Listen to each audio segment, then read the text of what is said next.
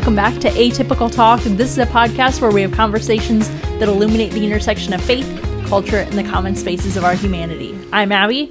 I'm Joel. I'm Kenton. And this It's is the most wonderful time of the year. We've never done a Christmas Atypical Talk I know. episode. That's what I'm saying. You had to have new theme music just for that. Maybe I'll add in some bells or something. That's really the thing. Just, just literally sleigh bells I get bored. on top of it. Dong, ding, dong. So, what is your guys' favorite Christmas movie? It's Elf, and it's not even close. Ooh, Really? It's coming in strong. No, it's not actually true. I have so many. You love Christmas movies? No. But, I have so many. they're just, I like a lot of Christmas movies. Yeah. Elf, we watch the Santa Claus every year. Oh, Tim Allen. Yeah, Christmas Vacation, we always watch, and then It's a Wonderful Life, we watch on Christmas. Let me ask you about this, because you like the Santa Claus, the Tim Allen. Yeah. I just recently learned there's like a whole the Santa Claus universe. Yeah. Because there's like a trilogy and now there's a TV show. Yeah. I don't know anything outside of the original, but like, is it all good? Like, No. We watch the original, and Santa Claus 2, more Santa, more Claus. I don't remember what the title is. No, but that's it. Santa Claus 2 is pretty okay. Yeah. But yeah, my wife watches endless, like, It's just Hallmark. on. Yeah. But, not Hallmark, because now, every streaming service has their knockoff of the horrible Hallmark, Yeah. That's awesome. Hot Frosty was one That's we what I was lost gonna last say. year. You watch Hot Frosty. I love it. We've really, that's the peak of like creative storytelling, isn't it? Let's make Frosty the Snowman, but make him sexy. Yeah. Let's go. Wild. It's perfect. Yeah. Oh my God. Mine is, Elf is up there because like Elf is like the very first like non-animated movie that I think we were able to watch with Jack around Christmas, and he thinks it's just so funny. All the gross stuff, like eating the gum off of the Subway thing and the syrup on everything. He loved that, and that's like a classic. But like for Megan and I for the first 11 years of our marriage where we had no kids, like we would on Christmas Eve we would watch National Lampoon's Christmas Vacation. So that movie is just, it's top notch, and it's just got great one-liners and just great moments. So Christmas with the Cranks is also similar that to one that. is good. with the ham, right? Yep. Yeah. It's classic. So yeah, what about you, Abby? Yeah.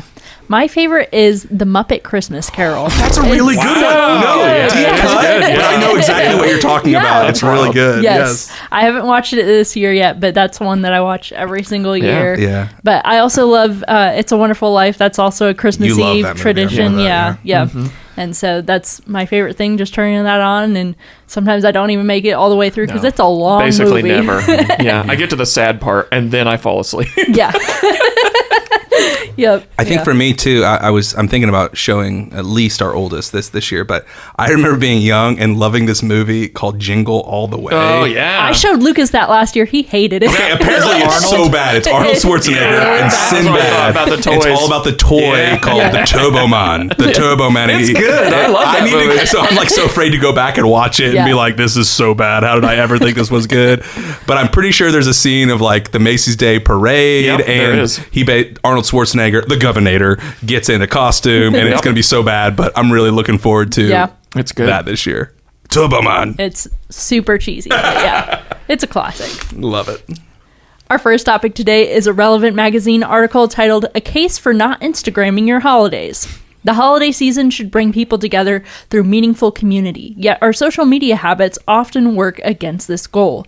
The constant urge to photograph and share every moment on social media can actually stomp on the life-giving community that creates genuine holiday joy.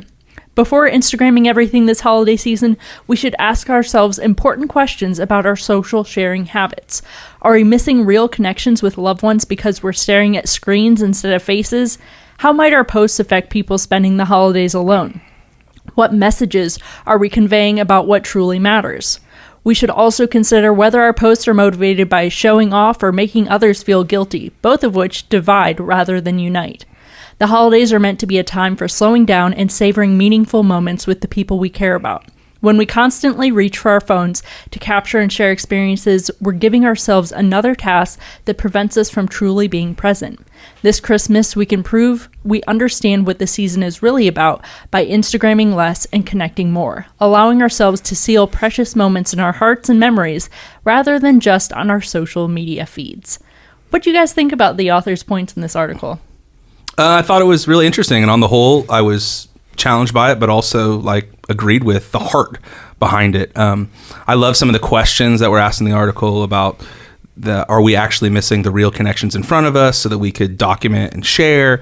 How might this be received by somebody who might be struggling or lonely, and sort of showing off in that kind of a way? So yeah, I mostly connected with it, but I'm curious about you two, because I'm an elder millennial, and I'm wondering, what your guys' thoughts were about the sharing of Christmas to other people in social media. What were your guys' thoughts on this? For me, I like to take photos on Christmas, but I feel like I don't often post them. Like sometimes I'll post one or two, but I don't post my whole morning and everything that's going on. But I love to capture the moments, because I know like my grandma and my mom would like to look back on those, and it's not necessarily just for me. Yeah. I mean, I think scrapbooking needs to just come back. Yeah, because it's private. I mean, maybe right? it has. I don't know. Now that we're old, I feel like, things come and go, and I don't even know. But I feel like scrapbooking needs to come back. I was recently going through family albums, and I'm like, from when I was too young to really remember, and I was just like, wow, these are, it's cool to kind of not have the memory, but like see things that you had heard stories about or whatever. And I thought, it's just really not the same to do that now. And I know most scrapbooks, you put it on the shelf and it maybe never gets looked at for ages, but like they just sit on your phone or sit in your Google photo albums. And, the only benefit there, I guess, being that it'll just randomly pop up when it wants to show you something. But yeah, I think there's just so much more value in that, because you get to keep it, and the people who you care about the most who may want to see it would be able to, have access to it or see it. Like we, on Lainey's side of the family, my wife's side of the family, we like have a lot of pictures taken, but they basically just put it in one giant family Google album, and they never get posted. I mean, we may post like the one full family picture, but there's pictures of gifts and pictures of, kids having fun and pictures of people stuffing their faces with food and all those silly things that might end up in a scrapbook end up in that Google album, and we can look at it whenever we want. But yeah, I think probably collectively the people around this table are maybe not the right to answer, because we aren't like overshare chronically posters, online sharing all of our, every single thing. But I absolutely agree. I think that trying to get good pictures and the perfect picture during the holidays is just also stressful. Yeah. I love that idea, because we have a shared family photo album just with pictures and moments with our kids, but it's only our family that sort of sees it. And also there's just pictures that we take just for us. And I think the social media aspect just comes to like sharing with thousands of people or hundreds of people, where you don't really know them. You're not really in community with most of them, and it can cheapen it. But I like, like you said, Kenton, like you can document for you in a scrapbooking kind of way, even if it's a digital scrapbook, which is kind of what a Google folder or a Apple shared picture thing would be. I also think it's interesting, like that stress that you might feel to get that perfect picture or something. Oh, I need to get something to post. Like whenever you feel that, like you're really missing the moment that's right in front of you. Yeah. I remember years ago, I was at you'll never guess this, a U2 concert. Whoa. I miss seeing them live. But anyway, and I remember at one point, there was Bono, their lead singer, was down front in the middle of a song, and his name's Bono. Anyway, and there were just all these phones up taking pictures, and like literally in the middle of the song, he goes, "Stop documenting the moment and be in the moment."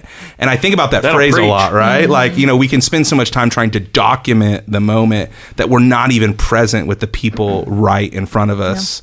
Yeah. And none of us know if this is the last holiday that we're actually going to have that embodied presence with our family and the people that are actually right there. So I just love that idea to like, that little sentence sticks in my head often of like, okay, am I in the moment or am I trying to document the moment?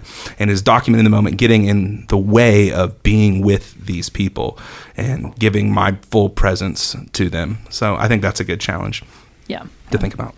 That's my problem with concerts, is I only film for songs that I'm okay, not singing along with. And then I never have the videos of songs that I really like. You're like, to go to YouTube. Hopefully somebody had their phone up and didn't really like get in that moment for that song. That's funny. A funny point on that, there is, I remember looking up video of a concert that I saw before and that I was at, and it was so annoying because I wanted to like relive a moment of the song, right? But I looked it up and I'm like, oh my gosh, this is so annoying. Oh my gosh, that's me. I'm over singing. He's right behind me. And I'm like, Megan goes, that's your voice. You're the reason this video is ruined. I'm like, it's a me. The whole comment section is like, well, that guy just shut up. But I'm like, oh man, it's on YouTube now. Yeah. Joel like singing too loud and ruining this dude's video. All right, we want to see it. What concert? And Okay, we can post the video. I'll find the clip. It's a YouTube show. But yeah, great. That's so funny. Our next topic is a Wanderlust magazine article titled The World's 12 Weirdest Christmas Traditions. There are some weird Christmas traditions across the world, at least to us Americans. And so I wanted to read a couple of these. In Japan, a traditional Christmas dinner is Kentucky Fried Chicken. During the run-up to Christmas, Colonel Sanders statues outside KFC's Japanese outlets wear Santa gear, and the chicken is served in special holiday packaging. Wow. Norwegians believe that Christmas Eve coincides with the arrival of evil spirits and witches. As one does. Yeah, normal. Because they believe witches are on their way, the households hide all their brooms before they go to sleep. That's just stereotypical of witches. I mean, they don't all just do brooms, right? Come on. Let's take their cards away. Dangerous stereotypes. In the week leading up to Christmas, Venezuelans attend a daily church service. In the capital, it's customary to travel to the church service on roller skates. It's so common that many roads in the capital are closed until 8 a.m. to provide Christmas worshipers with a safe passage. And in addition to the standard tinsel, fairy lights, and ornaments, Ukrainians like to throw an artificial spider and web on the tree as well. The tradition has its origins in an old tale of a poor woman who couldn't afford to decorate her tree and woke up on Christmas morning to discover a spider had covered it in a glorious sparkling web. So there's more of these. You can check them out in the article, but which one stuck out to you the most?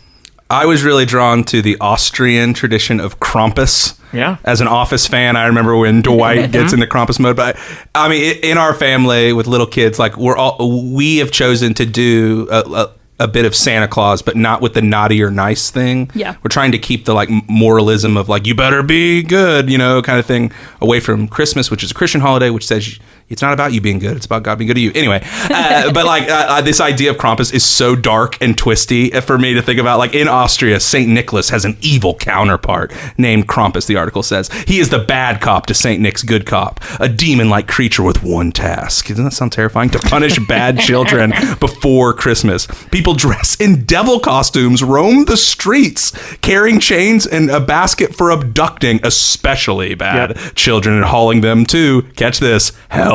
Is certainly one way to keep the kids off the streets. Krampus. Crazy. I am terrified by this. Yep. And there's just a part of me that feels like it can't really be this way. This like sounds like the Purge on Christmas Eve, right? People in masks going down the street. But also like, I love how they say it's a deterrent against crime and keeping kids off the street. I wonder if it's a deterrent against them having mental health breakdowns and fear and all the counseling they'll have later in life because of this. I don't know. I doubt that.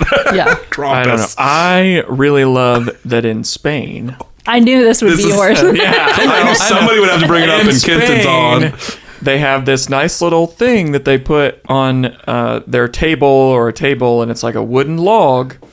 And they'll start feeding it sweets, and they keep it warm with a blanket.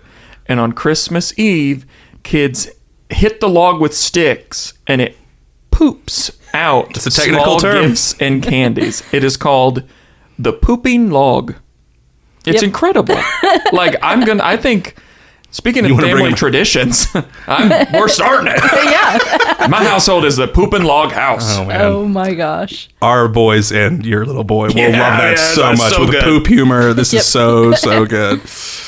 I just want to know, I always wonder with this, like, how did this come to be? Yeah. And who came up with it? And who said, we're doing this to celebrate the birth of the Lord Jesus? Yeah. It's just fascinating to me how different traditions are around the world. Like, maybe I'm just stuck in my little American world, but it's like, how did these all come about? You know, like you hear about the stories of, you know, Santa coming with reindeer and stuff like that, and it's not that way everywhere. Like there's one story about in Sweden about how Santa comes with a goat. Yeah. And it's like, where did this come from? Maybe his reindeer are tired, and so he picks the goats. Yeah. He's like, let's go. I wonder what other countries think about American traditions. Right, yeah. Like, oh, Santa Claus, like this big white dude with a beard goes down your chimney and eats cookies. How ridiculous. How dumb are these Americans? My log. Make it poop. It's just crazy. What traditions do you guys have, either ones that you grew up with or ones that like you started with your kids? My family, we didn't have a bunch of Christmas traditions outside of like the standard, you know, Christmas morning presents and things like that, and dinner with family.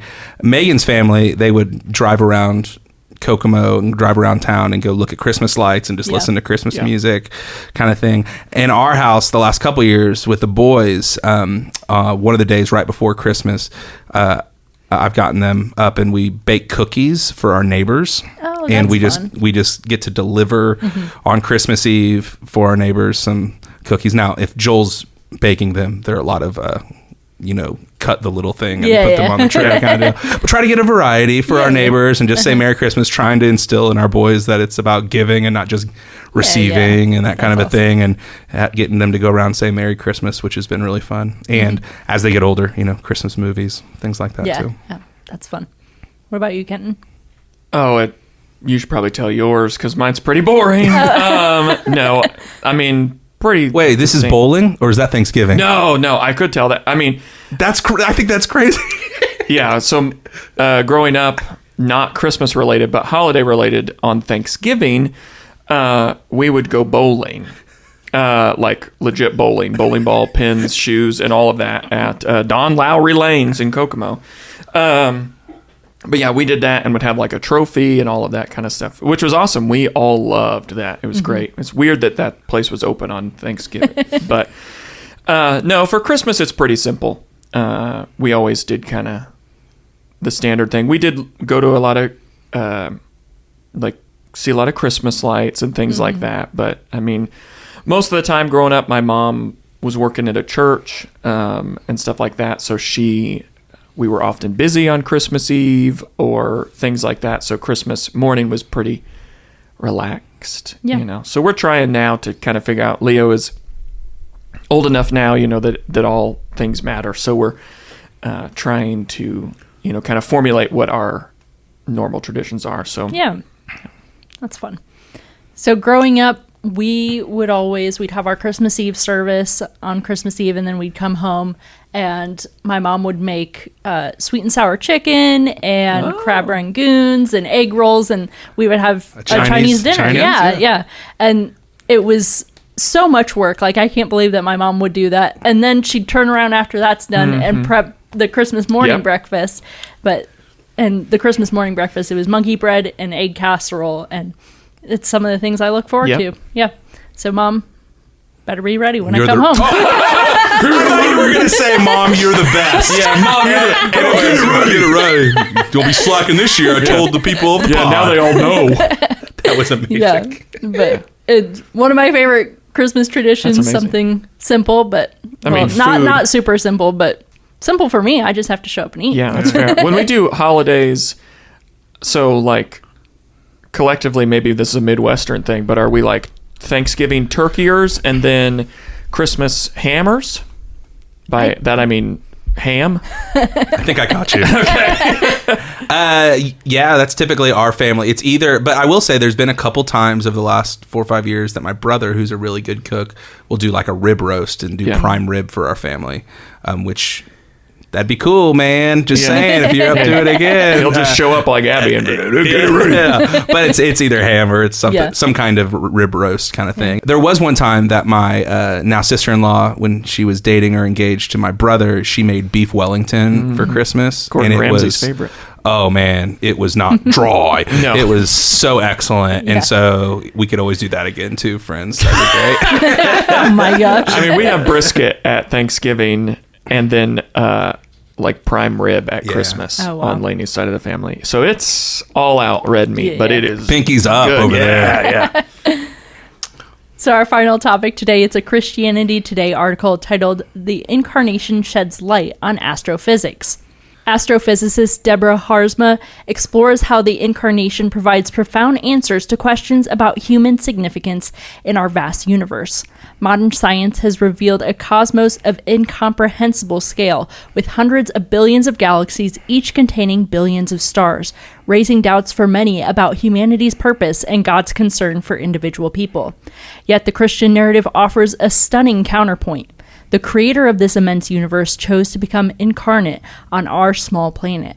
The physical reality of the Incarnation takes on deeper meaning when viewed through scientific understanding. The atoms in Jesus' body, carbon, nitrogen, oxygen, and other elements, were created through nuclear fusion in stellar cores and scattered across space through supernova explosions, eventually coalescing into our solar system and Earth. When God took on human form, he literally took on stardust, connecting himself not just to humanity, but to all of creation. This cosmic scale doesn't diminish God's personal care.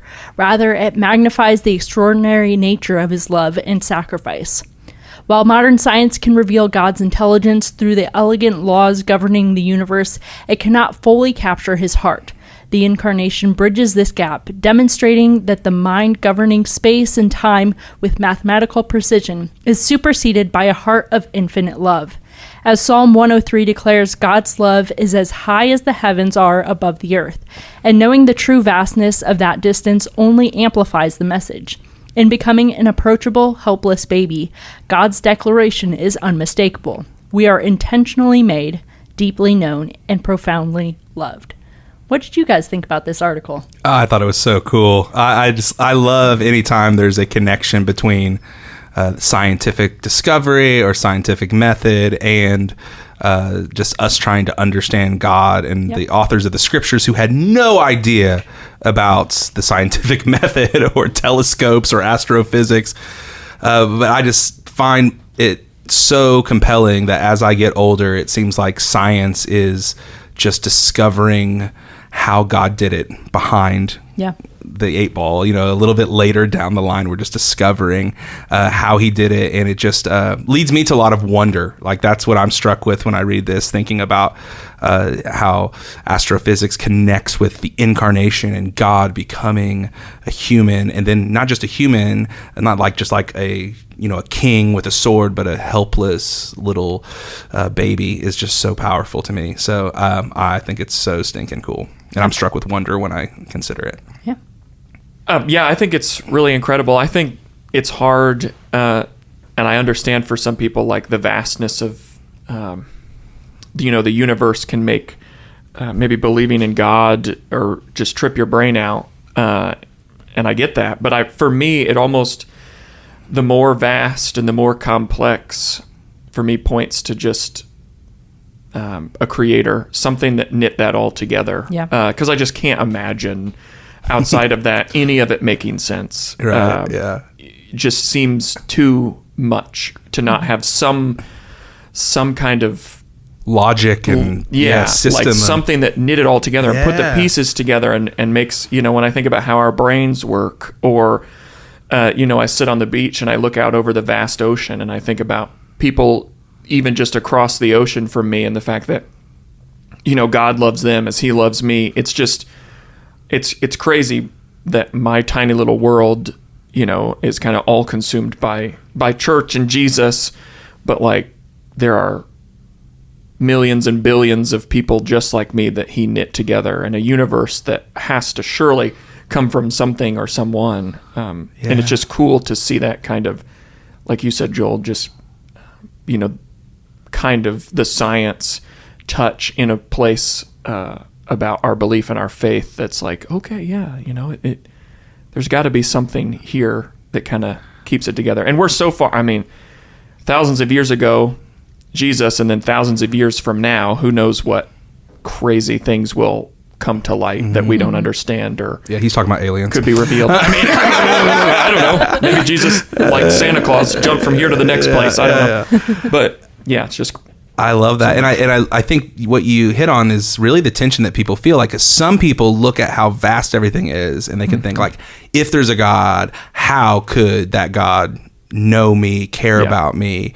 You know, you can have that cynicism or skepticism towards it, but if you choose to go through that and live with that reality, it goes beyond cynicism and skepticism to wonder. And it's like, oh my gosh, me? You know, and I just love that. And again, like maybe there's someone listening who you find yourself agnostic, or maybe an atheist, and you just don't buy into the story of Christianity and God and the Bible. And I'm so glad that you're listening. And but I just think it's really interesting, because when you start to see how ordered the galaxy is and how everything has to be built off of everything else to make it all work, it's like, man, okay, atheists, you're choosing to have faith too. Like, you're choosing to have faith that this is all accidental.